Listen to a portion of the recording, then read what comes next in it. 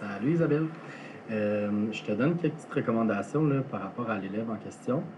Euh, Avant qu'il y ait comme une prise en charge, j'aimerais ça qu'on essaie quelques petites affaires, juste voir si ça, ce serait suffisant là, pour créer un changement. Puis s'il n'y a pas de changement, ben, on regardera par la suite là, si on peut approfondir là, une intervention plus spécialisée avec la jeune. Euh, en fait, ce que je proposerais, c'est si tu vois qu'elle devienne envahie puis qu'elle se met à pleurer, tu peux lui aller la voir discrètement, puis lui dire de sortir à l'extérieur. Tu peux lui donner un petit post-it ou une feuille. Ça peut être une feuille de 8,5 par 11.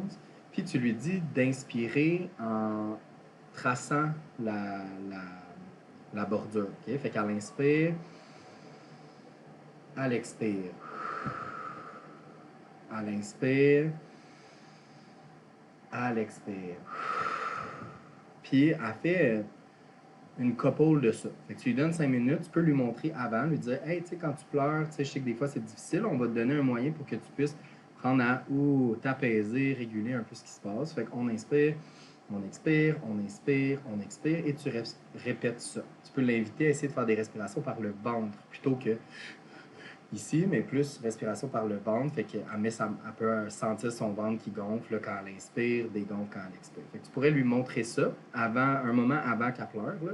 Puis quand elle pleure, tu lui redonnes une feuille ou un post-it, puis tu lui dis ah, va faire le truc à l'extérieur. Puis essaye de ne pas lui donner trop d'attention. Je me demande qu'est-ce qui arrive si en fait on ne donne pas d'attention au fait qu'elle pleure, fait qu'on ne change pas nos comportements et tout ça. Je me questionne s'il n'y a pas une fonction là, derrière ces pleurs-là ou si c'est vraiment une détresse, là, elle est envahie, puis il n'y a pas un enjeu relationnel derrière. Fait qu'on pourra s'en parler par la suite, là, voir si comment elle a réagi. Puis après, si tu fais, tu sais, là, on souhaite qu'elle se calme. Si elle se calme, elle revient, elle fait la tâche. Si elle se calme pas, ben, arrête, on attend qu'elle se calme.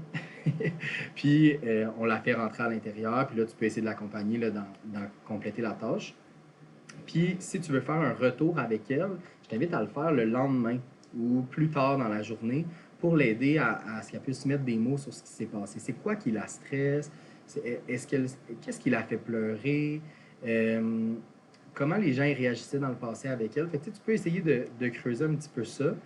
Juste voir, ça donne l'information, mais je t'invite de ne pas lui en parler tout de suite après ou quand elle est en train de pleurer. Là. Je pense qu'elle doit être trop envahie par ses émotions puis elle ne sera pas capable d'avoir accès aux raisons puis au pourquoi. Fait que si je résume, là, tu lui montres la stratégie de respiration. Quand elle pleure, tu lui dis tu peux aller à l'extérieur, fais ta stratégie de respiration. Reviens quand tu seras plus calme. Quand elle est plus calme, elle revient. Euh, on espère qu'elle finisse la tâche. Si elle est vraiment, vraiment pas capable, bon, elle peut éviter la tâche, puis on regardera, là, dans le fond. Puis j'aimerais ça si tu peux noter un petit peu comment ça s'est passé, tu sais, comme elle a fait sa respiration, elle a évité la tâche après, ou elle est revenue, puis elle a été capable de faire la tâche. Puis si elle a été capable de nommer des choses. Fait que je t'invite à faire ça pendant 2 semaines avec elle. Là. J'imagine que tu vas pour que tu aies comme quelques échantillons.